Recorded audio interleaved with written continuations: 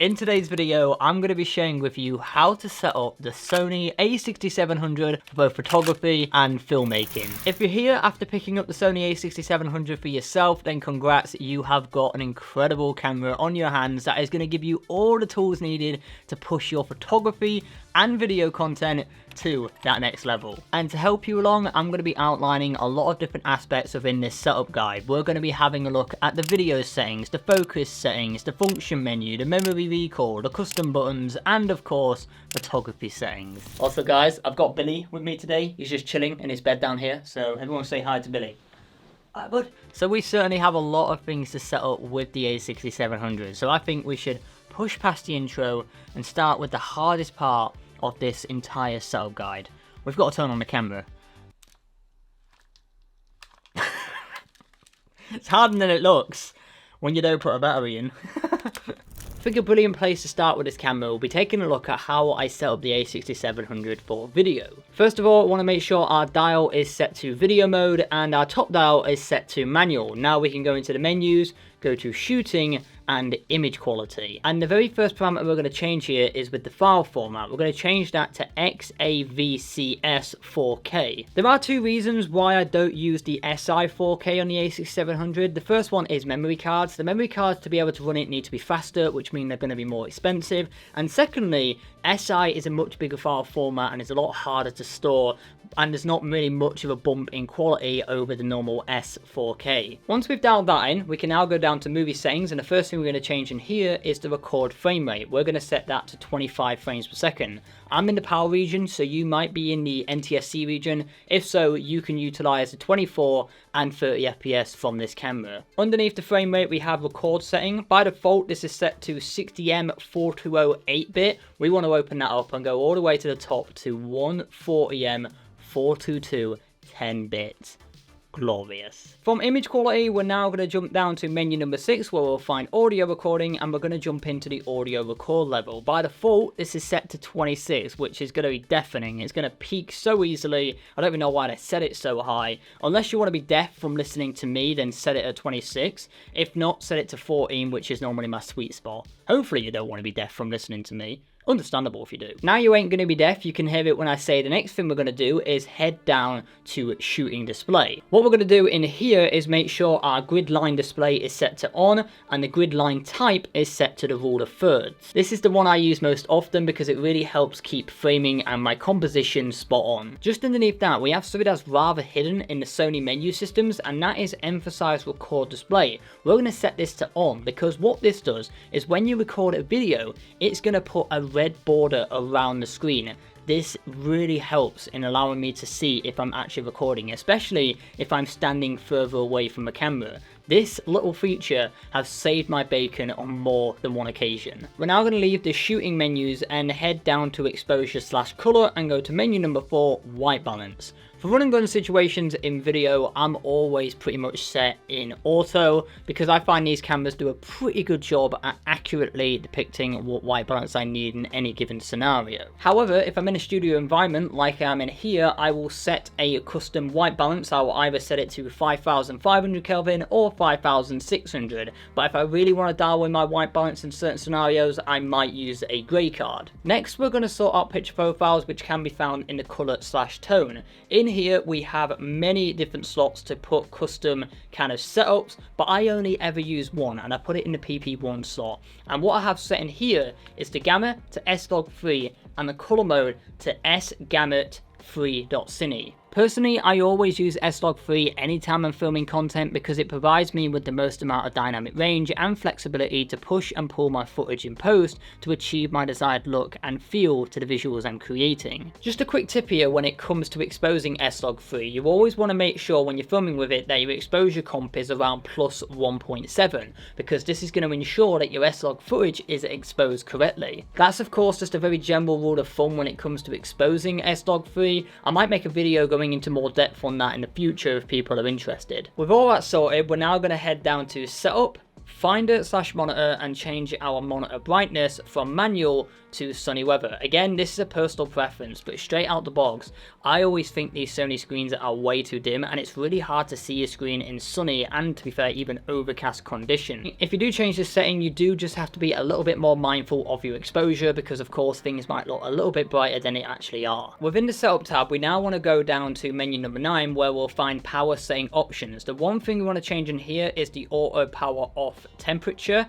That's probably set as standard, and we want to change that to high. The reason we want to do that is because it's now going to prioritize record time over overheating within our camera, which means we're going to get much longer record times. One of the final parameters we're going to change isn't just beneficial for our video settings, it's also a huge game changer for photography as well. So let me explain. You know when you switch from photo to video mode, right?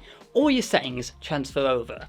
I find that super inconvenient because I'm always using polar opposite settings for when I'm shooting video to when I'm shooting photography. And if I switch from photo to video, I then need to dial in my shutter speed, my aperture, my ISO, change my picture profile before I can even think about hitting the record button. It's just a huge pain in the knee. Anyway, what we're going to do is go to Setup, go to Operation Customize in menu 3, and go down to this little setting called Different Set for Still/MV. Once in there, tick all the boxes, because what this is going to allow the camera to do is keep all your settings between photo and video mode independent. So now, as a very quick example, I'm in video mode and I've got all my settings dialed in. If I now switch to photo mode, you'll notice my settings change to when I was previously in this mode. This is an absolute game changer. I love setting this up on all my Sony cameras, and it makes using this hybrid camera so much more quicker and convenient. Next up, we're going to have a look at how I've set up the autofocus for this camera when it comes to shooting video. Focus mode is super simple. It's always left to continuous AF unless I'm shooting like a product shot, where I may switch this over to manual. In terms of my AF transition speed and AF subject sensitivity, I'm always changing these depending on what I'm shooting, but what I'm going to do later on is show you where I put these in my function menu and how I assign one of them to a custom button. Generally, I have these set between 3 and 4 as I find this makes focus a lot more smoother. Focus area is again quite straightforward. I like to use either wide or zone when I'm running and gunning. If I need to be a little bit more specific with my focus, I'll either use a spot mode or touch on screen to activate the tracking mode, which, because of the new AI stuff that is packed into this camera, it's crazy good. On the next page, we'll find subject recognition, which I have set to on, and my recognition target is set to human. But of course, I can change this if I'm shooting something other than a person. We now want to jump over to our peaking display. Now, peaking allows you to see a highlight of what is in and out of focus when you are using manual focusing modes. Super handy for nailing manual focus, or if you're working with manual focusing lenses. So you want to turn on your peaking display, set the level to high, and change the peaking color to red. Now, of course, this is a personal preference. You can set it to yellow, blue, or white. I prefer red though, because I find it's a lot easier to see in a multitude of shooting environments, and also red is my favourite colour. A really helpful tool for video shooters is the memory recall. I use this a whole lot on all my Sony cameras, and it's nice to see 3 slots on the A6700. First, we're going to assign the memory recall 1 slot. So in manual mode, we are going to put our camera in 4K 50 at 422 10-bit with S-Log 3. For our settings, we're first going to change the shutter speed, which we're going to set at 1/100 for a second, you know, for the 180-degree rule. Aperture at its shallowest, so for me that's f2.8, and my ISO is on auto. I always find it's easy to stick it in auto mode and manually change it if I need to once I get in that memory recall slot. So with all that dialed in, we're now going to go into the menu and shooting mode, then the camera set memory, and put those settings in slot 1. We're going to do the same again for slot 2, apart from we're going to change the shutter speed to 1/200 for a second, and then for our movie settings, we're going to change the frame rate to 100p and the record setting to 280 422 10-bit. Then go to camera set memory and put that in slot 2. I haven't put anything yet in that third slot. It is worth noting, because we've got different settings for both photo and video mode, whenever I switch to video and I'm in manual mode, I've left this set at 4K 25 frames per second at 1/50th of a second shutter speed, f2.8 and auto ISO with S-Log 3, and that's normally what I use for talking head. I think now would be a good time to quickly go over how I've set up the custom buttons on the A6700 for video. Within the setup and operation customize, we're going to see a video icon with custom keys next to it. This is where we're going to see a lot of options of all the buttons we can assign to fit our personal preference. So first, we're going to assign the C1 button, which I have assigned assigned for Gamma Assist Display. If you don't know what this is, then you're going to absolutely love it. So basically, when you're shooting in a log mode on any Sony camera, your image is going to look super flat, and it can be really hard to get a good understanding of your exposure and what your final image is going to look like when you apply a Rec. 709 LUT in post. But if we use Gamma Assist Display, what it's going to do is put a temporary conversion LUT over what you are shooting. Now this doesn't embed itself onto the final video, it's just going to give you a bit of an estimate of what your exposure is going to look like when you do apply that Rec. 709 LUT in post. If you're going to be shooting a lot of video with this camera, then make sure you do prioritize this as one of your custom buttons, because this is one of the best assists you will get on this camera for helping you absolutely nail exposure when you are shooting in those log modes. The second custom button is on the back of the camera, and it's the AF button, which I never use. So instead I have switched this to focus hold. What this does is lock focus. So if I'm focused on something in the background and I hold this button, then put something in front of it, the camera is not going to focus on that new item I've put in front of it. It's going to lock on to what it was focused on previously. We can also utilize the bin icon in video mode. At the moment this is set to touch operation on and off, but what I'm going to do instead is change it to AF/MF focus toggle. It means anytime I want to switch from auto to manual focus, I don't need to go through the menus. This is super helpful for me because often I'm switching between these two quite often if I'm filming maybe B-roll of myself and I want the camera to stay locked onto the background and not trap me, or perhaps if I'm filming product B-roll here in the studio. The next button to assign is the center button, which I'm going to assign to focus magnification. If I'm shooting with manual focusing lenses, then this would allow me to magnify into my subject to ensure everything is in focus. And the next button we're going to assign can help in assisting manual focus even further. This left button is going to be reassigned for toggling peaking display on and off. This now means that I have two things to assist me if I'm ever shooting in manual focusing modes. I have the magnification and of course the peaking. The right button we can bypass because that is set up to ISO and I don't want to personally change that. We're also not going to change the bottom button here because that is assigned for exposure comp. So you may remember earlier, I know it's been a long video, but I mentioned something about keeping plus 1.7 exposure whenever you're shooting with S-Log3. Well, if you use auto ISO and set your exposure comp to plus 1.7 when using S-Log3, it means your camera is not going to dip below or above that plus 1.7, always giving you the correct readout for your exposure as long as your other parameters are set up correctly. In a lot of run and gun scenarios, I am using auto ISO, so having my exposure comp right here is so helpful. On top of the A6700, we technically have two custom buttons. We can reassign that record button to work with the shutter, but I always like to have a designated record button, so I'll just leave it how it is. And I'm also not going to change the C2 button because that's also programmed to my focus area, which is something I often change on the fly. There is technically one more programmable button on the A6700, but it depends if you have a lens that has a custom button. If you do have one of these custom buttons in your lenses, I would recommend reassigning this to AF transition speed. So to explain in a little bit more detail, what this controls is how quickly the camera racks focus. So if I set it at its fastest at 7, it will be rapid at focusing from the background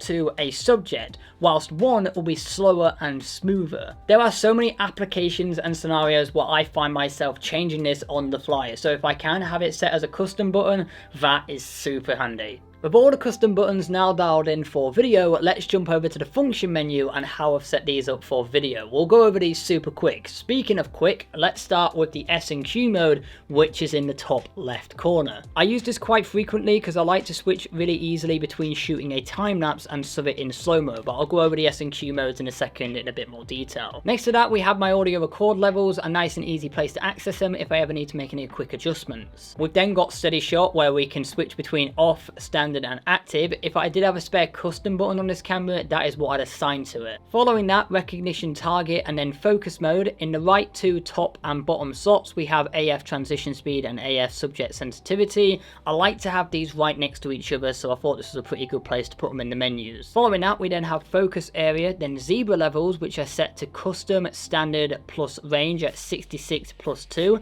These are for helping when exposing skin tones and all that. That could be a whole topic another day, but that's just how I've got it set up really quickly. Then next to that, we have zebra display, so I can quickly turn them on and off. We then have the touch function, and then finally white balance. By default, when I enter the S&Q modes, the camera is ready by default to be filming in 4K 100 FPS, and when I do hit the record button, it will be filming that internally, so I then don't need to go into post-processing software to slow it down. On top of that, if I want to film a time-lapse internally on the camera, I can go into the function menu and then change this to 1 FPS. So then all I need to do is leave the camera running for maybe 20 minutes and it will do a time-lapse internally on the camera, and it saves me speeding up that footage in post afterwards, and also saves me a lot of storage. There have been a lot of upgrades and improvements to Sony's menu system, which isn't really saying much considering how bad they were when they very first started, but hey, an improvement is an improvement. But I still find from time to time, certain settings and parameters are still quite difficult to find in the menus. So I like to utilize the My Menu setup. In here, we can have up to 6 different folders where we can contain things that we might want quick access to. In My Menu 1, we're going to add the following items. I'll just list these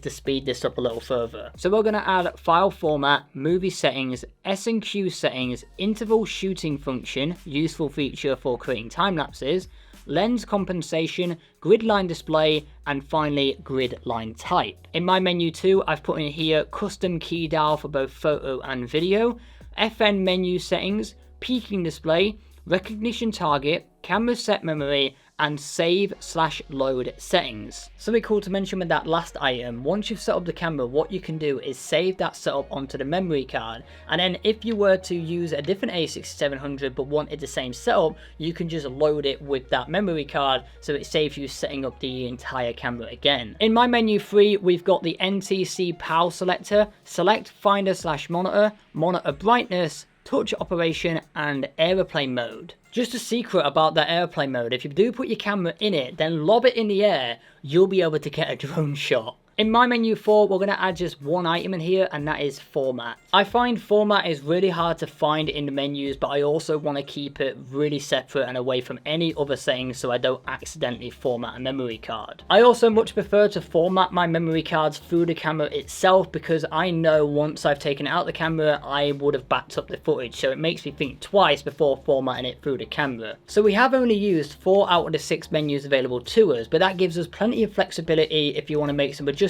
or add things yourself later down the line. This wouldn't be a complete guide, of course, if I didn't show you how I set up the A6700 for photography. First, what we're going to do is make sure our dial is set to photo mode and we are in manual mode. For those wondering, anytime I'm using the A6700 or any camera for that matter, I'm pretty much always in manual mode, and for that odd occasion where I'm not, I'm in aperture priority. Now we can open up the menu and make our way over to shooting and image quality /rec. What we're first going to change on this camera is arguably one of the most important settings on any camera, and that is the file format. We're going to change that from JPEG to RAW. I always recommend people shooting in RAW, but if you're a bit odd and you want to shoot in JPEG, at least change it from fine to extra fine so you're getting the highest amount of quality possible from your camera. Underneath that, we have RAW file type, which we're going to switch from compress to lossless compress. Lossless compress will be a larger file format. However, I'll be quite honest here, I don't know if there's much of a difference in terms of image quality from compressed RAW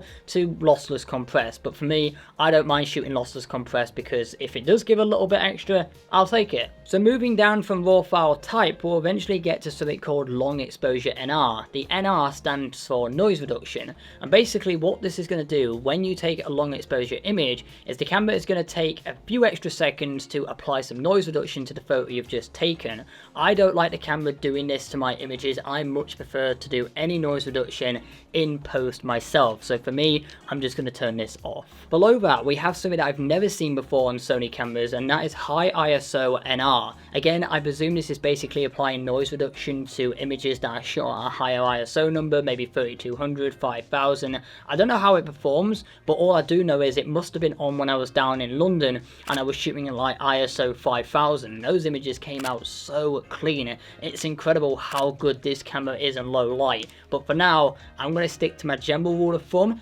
Anything with NR in camera, I'm going to turn off.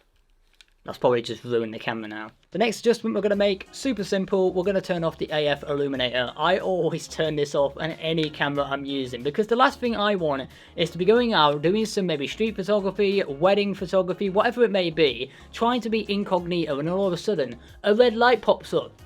Are you taking my photograph? No. So with that all sorted out, we're now going to move on to the white balance, which surprisingly is something I get asked about quite frequently when it comes to photography. And I'm always surprised when I get questions like this, because the honest answer is, I'm in auto mode, and that's probably 99% of the time. And the reason for that is I trust the camera. The camera always does a pretty spot on job of getting things bang on in camera, but if it ever does miss it ever so slightly, I know with how flexible the raw files are from these cameras that I can get that back in post without a problem. Diving once more into the function menu, this time looking at the photography side of things, and again we're going to go over this really quickly. Now starting things pretty poorly, in the top left corner I've got my creative look. Now I haven't swapped this out for anything else because if I'm honest, I don't know what to put in its place. But it is worth mentioning, I don't have a secret kind of recipe for my creative look. I have it all set at standard. The real secret for making my photos look as good as they do is by using my presets, which you can check out in the description below. That was the most shameful plug I have ever done. Moving on quite quickly, next to my creative look we have metering modes, which I keep to multi most of the time, and that's for video shooting as well. Following that we have steady shot, recognition target, focus mode, and then aspect ratio. I've put this in here because I often shoot YouTube thumbnails, and for them I need to be in a 16:9 aspect ratio, and by having that in camera it means I can also get my framing bang on. On the bottom row we start with shutter type, so I can quickly switch this from mechanical to electronic, helpful if I ever need to be silent but deadly. Focus area, grid line type, and grid line display are next, with the final two slots being taken up by touch function like in video, and of course white balance. I'll be honest, when it comes to custom keys, I've only had to make a single change. Everything else is pretty much perfect. So I've swapped out the C1 button, which was at first designated for white balance, and I've changed that to recognition target. I played around with this a little bit down London, and I found it was great because I could quickly switch from recognition target on a human to a car, and it also eliminated time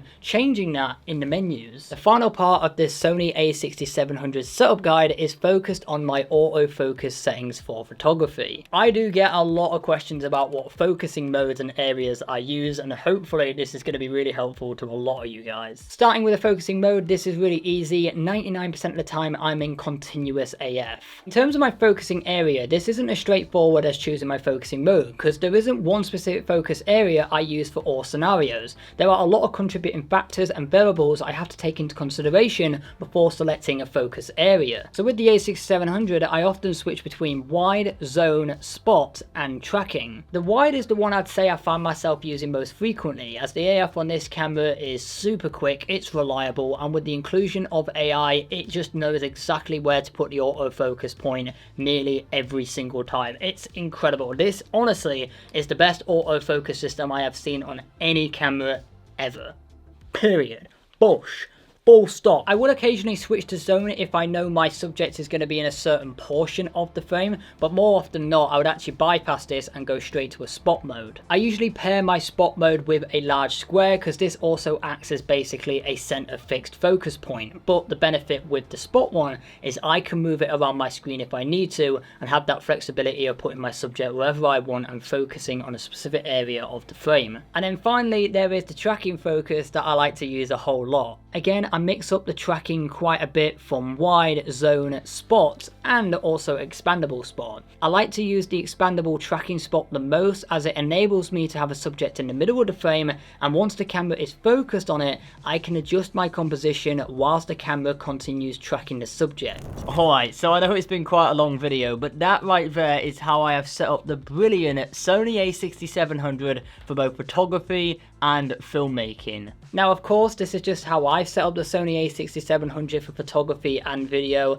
Later down the line you might decide to change certain parameters to fit and suit your shooting style better. I'm sure once you've finished watching this video and you've got the camera set up like this, you'll be heading out there, first chance you get, and going to create some absolutely incredible content. And any photography content you do create and share on Instagram, make sure you use the hashtag curtispadley for the chance to be worth being featured right here on the channel. Speaking of which, do we have time to have a look at it today? I know this video is already really long. You know what? We'll have a look at just 4 posts today. Make it nice and quick. First photograph we're going to have a look at today is courtesy of Captured by Tim in Berlin, Germany, a place I've always wanted to visit, and what an absolutely incredible sunset. Also, love that second one with the foreground stuff. Nice. Next photograph we're going to have a look at today is by Elwick Photography. Now, Elwick has made these last few videos with the A6700 possible because this is his camera. So massive shout out to Elwick, and awesome wide angle shot right here of the marketplace. Cheers, Elwick. Oh, this is amazing. That framing right there. Tucker photo, you have nailed it. As per usual, this series of photographs right here is toppers. And the final photograph we're going to have a look at today is this one by With Micro of this very cool gentleman right here. Love the foreground there. That's a nice composite right there. And that one is brilliant as well. All three of them beautiful. So yeah, sorry to cut the hashtag short today. I didn't want to make this video too much longer. If you do have any further questions about the A6700 and anything I brought up in today's video, let me know in the comment section below. If you also have set up this camera a little bit differently and you got some tips and tricks, let people know in the comment section below. It might help other people out who are just getting started with this camera. If you did like today's video, make sure you hit that like button and subscribe to the channel if you want as well. It'd be great to have you on board of this ever so growing community. But until next time, create, explore, and inspire. And I'll see you in the next one. Laters!